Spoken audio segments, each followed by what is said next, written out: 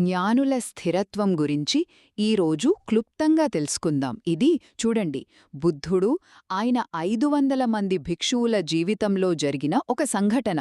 అంటే వాళ్ళు వేరంజా అనే చోట భయంకరమైన కరువు చూశారు. తర్వాత సావత్తిలో ఏమో గొప్ప సంపద చూశారు.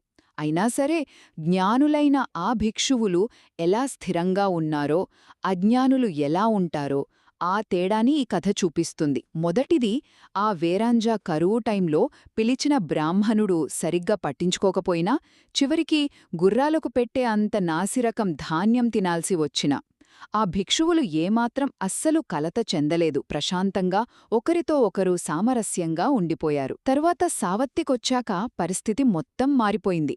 ప్రజలు రకరకాల రుచికరమైన భోజనాలు పెట్టారు. కాని ఇక్కడ గమనించండి, భిక్షువులు తిన్నాక మిగిలింది తిన్న కొందరుంటారు కదా, వాళ్ళు మరీ అతిగా తినేసి ఆనందంతో అదుపు తప్పి పాటలు ఆటలతో అల్లరి చేసేశారు. మరి భిక్షువులో వాళ్లు మాత్రం కరువులో ఎలా ఉన్నారో ఇప్పుడు సరిగ్గా అలాగే నిశ్చలంగా సమచిత్తతతోనే ఉన్నారు. చివరగా ఈ తేడాని చూసి భిక్షువులు అడుగుతే బుద్ధుడు వివరించారు. ఇది బౌద్ధుల పవిత్ర గ్రంథం ధమ్మపదముంది కదా, అందులోని శ్లోకం 83 సారాంశమన్మాట. ఏంటంటే, అజ్ఞానులు కష్టం వస్తే కుంగిపోతారు, సుఖం వస్తే ఉప్పొంగిపోతారు.